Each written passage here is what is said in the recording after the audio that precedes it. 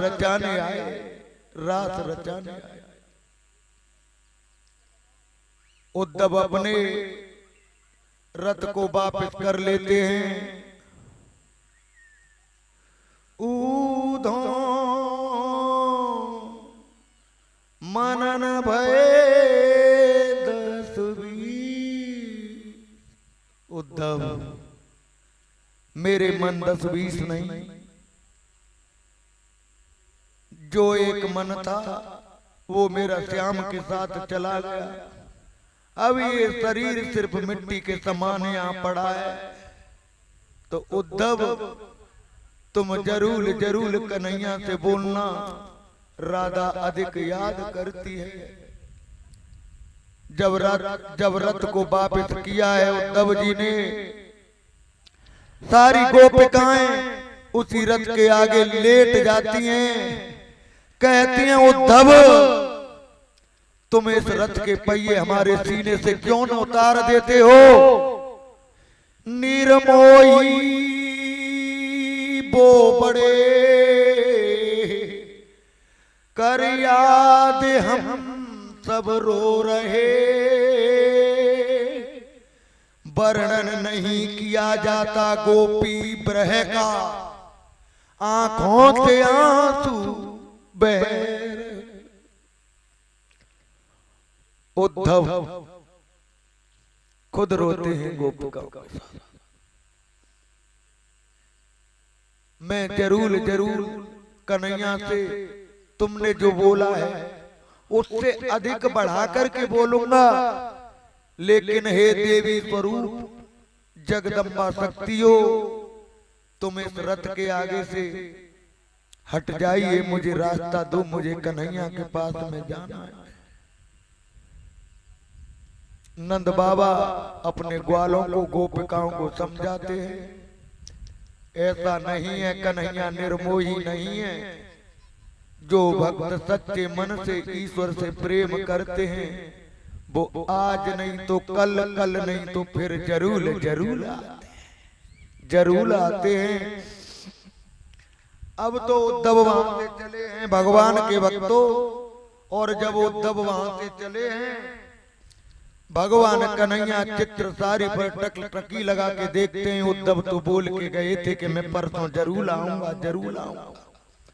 आज परसों में बरसों बीत गई, लेकिन अभी तक उद्धव आया नहीं।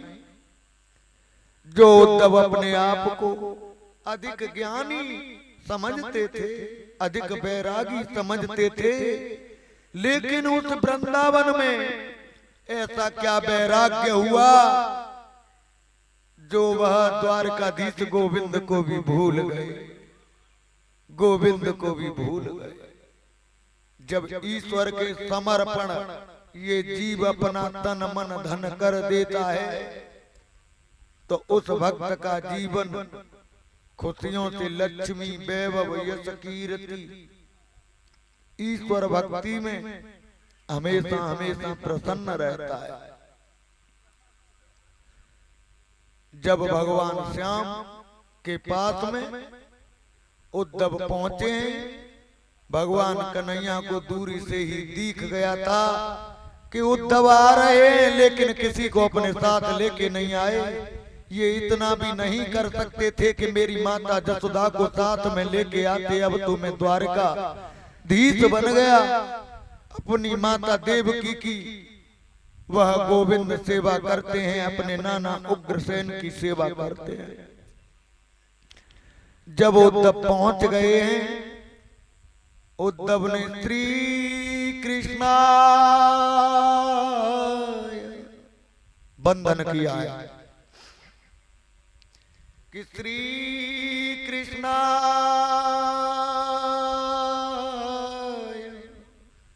गोविंदा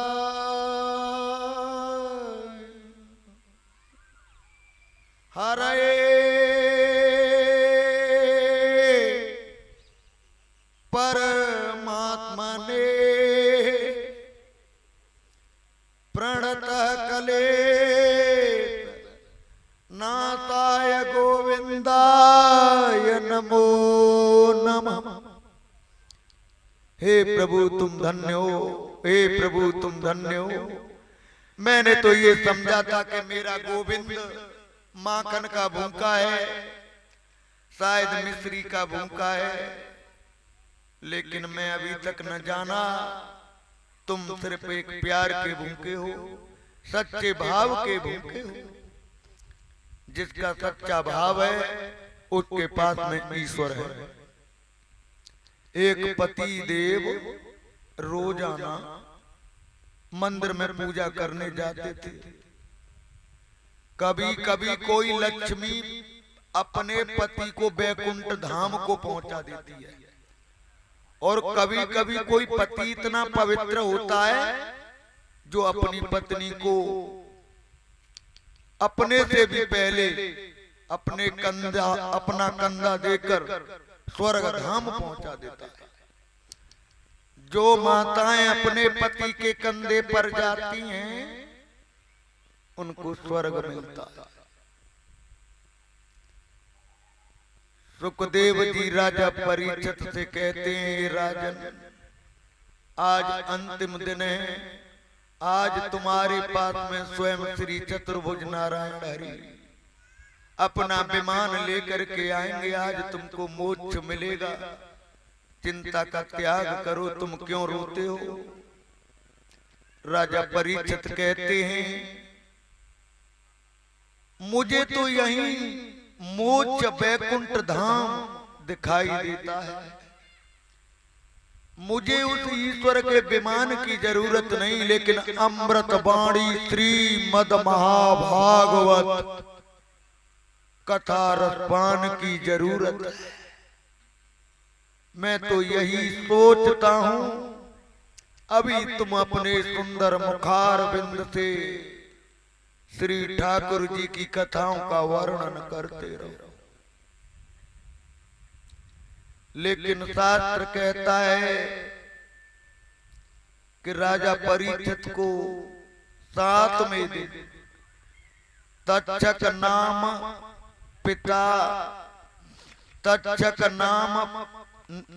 नाम के नाग ने डस लिया है, जो वासिक पुत्र है,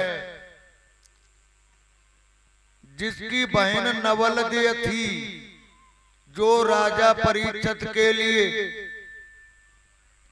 स्वयं अपने मन में पति मान करके सब कुछ तन मन धन अर्पण कर दिया था। लेकिन जब ईश्वर पास है, तुम्हारे पास काल नहीं आएगा, महाकाल नहीं आएगा, आएंगे तो स्वयं भगवान विष्णु ही आएंगे। मृत्यु कभी किसी की प्रतीक्षा नहीं करती, मृत्यु की हर इंसान प्रतीक्षा करता है। लेकिन जो पवित्र पावन है राजा परीक्षित भगवान भक्त होते हैं, उनकी मृत्यु भी प्रतीक्षा करती है कि भैया अब कितने देर बाद चलोगे, भगवान ने बुलाया है। और भगवान भक्त बोल दे अभी समय नहीं, अभी 5 साल बाद आना, जाओ, जैसे आइयो तैसे ही वापस हो जाओ। तो उस मृत्यु को, उन यमराजों को भगवान भक्त के आगे वापस होना पड़ता है। क्यों? क्योंकि वह ईश्वर भक्ति करता है, भगवान भी ऐसे भक्त से अधिक प्रसन्न रहते हैं। तो एक भक्त मंदिर जाया करते थे, कहते थे तन मन धन और जीवन, बड़ी श्रद्धा से पूजा किया करते थे। बात कहां थी? कोई पत्नी अपने पति को स्वर्ग धाम देती है, और कोई पति अपनी पत्नी को बैकुंठ धाम देते हैं, और कुछ पत्नी ऐसे होते हैं खामे खा की बात करते हैं, वो राम का नाम ही नहीं लेते हैं, और कहते हैं देखो हमसे बड़ा कोई भक्त है। संसार को ढोंग दिखाने की जरूरत नहीं, सच्चे मन से ईश्वर की भक्ति करने की जरूरत है। आए हुए अतिथियों को गले से लगाने की जरूरत है। अतिथि देवो भव, अतिथि देवता होते हैं। रिश्तेदार भी तुम्हारा देवो भव। यदि कोई रिश्तेदार भी आ जाए उसके मान सम्मान में रमणी गिरधारी श्याम बड़ीवारी मेरा राधा रमण गिरधारी श्याम बनवारी।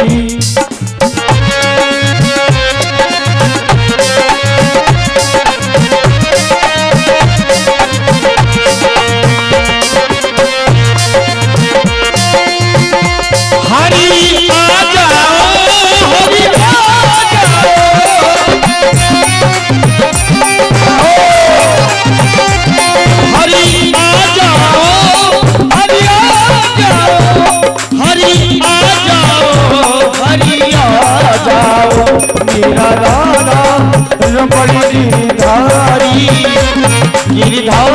श्याम बनवारी मेरा राधा रमण गिरधारी श्याम बनवारी।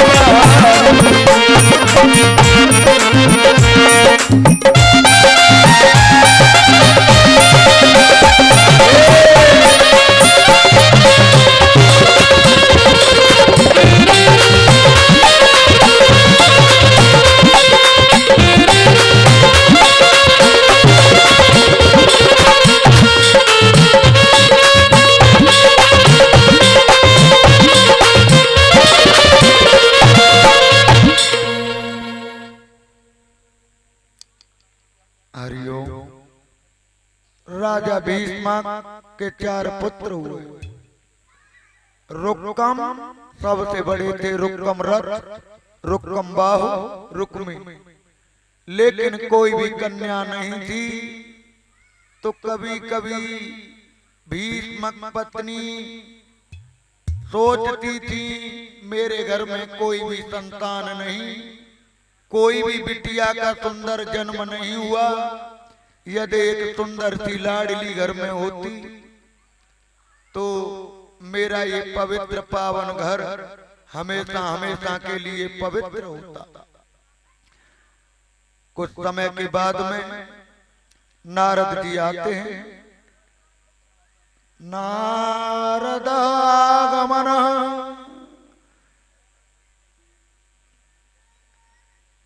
आते हैं नारद जी आया। नारद आगमन गच्छति गच्छति आगच्छति गच्छति आगच्छति। नारद का काम क्या था? कभी कहीं जाना, कभी कहीं से आना, कभी कहीं जाना, कभी कहीं आना, धर्म की रक्षा करना। नारद जी आ जाते हैं। माता पूछती हैं मेरे सुंदर बेटी कैसी होगी? बता के गए बहुत सुलक्षण होगी, जो लक्ष्मी स्वरूप होगा, जिसका नाम रुक्मिणी होगा, जो स्वयं कृष्ण चंद्र के लिए अपना वर चुनेंगी, और जो कृष्ण चंद होंगे भगवान श्याम सुंदर मुरली मनोहर होंगे, वह देवकी पुत्र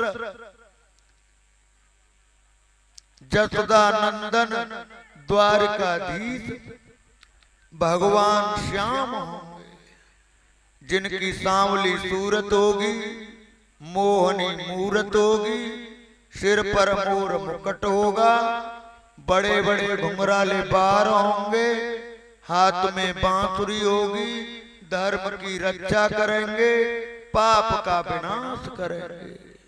ऐसा कह करके मधुर बीड़ा बजाते हुए नारद चले जाते हैं। माता उसी समय का इंतजार कर। कुछ समय के बाद में 10 मास लगते ही एक बहुत सुंदर कन्या को जन्म दिया है। राजा भीष्म बहुत खुश होते हैं। हमारे यहाँ लक्ष्मी का जन्म हुआ है। कह के गए थे नारद जी, जो स्वयं जगदम्बा गायत्री गौरी लक्ष्मी होगी। अब तो अपनी बिटिया का खूब लालन पालन करते हैं। इधर में रुक्कम का दोस्त सुषपाल था। सुषपाल कृष्ण जी की बुआ का लड़का था। जिस समय उसके 3 नेत्र थे, गर्गाचार्य गुरुजी ने उसका नाम सुषपाल रखा। लेकिन माता पूछती है मेरा बेटा कैसा होगा। बताते हैं गर्गाचार्य जी बेटा बहुत अच्छा वीर और बलवान होगा, लेकिन हमेशा हमेशा ये कृष्ण से दूर रहे। हमेशा हमेशा इसकी विजय होगी, इसको संसार में मारने वाला भी कोई भी पैदा नहीं होगा। और जहां अधिक चुगली होती है, जहां अधिक निंदा होती है, वहां स्वयं परमात्मा प्रकट होकर के उन शत्रुओं का विनाश करते हैं। ऐसा शास्त्र में बताया गया। जब रुक्मिणी जी कुछ बड़ी हो जाती हैं, माता गौरी के मंदिर में पूजा करने जाती हैं और माता गौरी के चरणों में नमन करती हैं, हे माँ मुझे यदि वर दुना तो श्याम वर्ण हो, मुरली मनोहर हो, जो मेरा प्रीतम प्यारा श्री चतुर्भुज नारायण हरि हो। और गौरी माँ के मंदिर में जाकर वंदन करती हैं और बोलती हैं, हे माँ देवी तुम भक्त सुलभे सर्व कार्य विधायिनी, कलौं कार्य सिद्धि अर्थ मुपायं ब्रूहि यत्नतः। श्रवणवाच प्रवच्यामि कलहु सर्वैष्ट साधनम्, मया त्वयि वैष्णेहा नात्ममा एतित प्रकाश्यते। ओम ज्ञानानाम चितांसि देवी भगवती सा बालदा, कृतय मोह महामाया प्रचित। महामाया का गुणगान करती हैं। सुषपाल का जो मित्र था रुक्कम, वह दुष्ट प्रकृति का था। वह मन में विचार करता है मुझे अपनी बहन का विवाह धूमधाम से सुषपाल के साथ कर देना चाहिए। सुषपाल बहुत बड़ा राजा है, वह वीर बलवान है, जिसके 3 नेत्र हैं। सुषपाल से बढ़कर अधिक कोई भी वीर बलवान वैभवशाली नहीं हो सकता। अपने पिता को बताते हैं, पिता कहते हैं नारद ने जो कहा था बेटा हम वही करेंगे, आप क्या करोगे? नारद सत्य वचन बोलता, नारद ने सत्य वचन बोला था कि कृष्ण होंगे, उन्हीं के साथ में हम शादी करेंगे। जो श्याम वर्ण सामरा कलर होगा, मोर मुकुट होगा, हाथ में मुरली होगी, धर्म का प्रतीक वह भगवान चतुर्भुज नारायण हरि होगा। ये बेटा साधारण देवी नहीं, ये स्वयं जगदम्बा महामाया जगत जननी है, जो लक्ष्मी स्वरूप वाएं अंग भगवान श्री हरि के पास में विराजमान रहती हैं। कहने लगे नहीं, हम शादी करेंगे तो सुषपाल के साथ करेंगे, अन्यथा उस ग्वाला के साथ शादी कराओगे जो माखन चोरी करता हो, जो गोपिकाओं के साथ में रास कीड़ा करता हो, रास रचाता हो, जिसकी एक स्त्री नहीं हो, जिसकी हजारों स्त्रियां हो, उसके साथ आप शादी करोगे? कदापि, कभी भी नहीं हो सकती, असंभव, कभी भी संभव नहीं होने दूंगा। बोले बेटा ऐसा क्यों बोलते हो?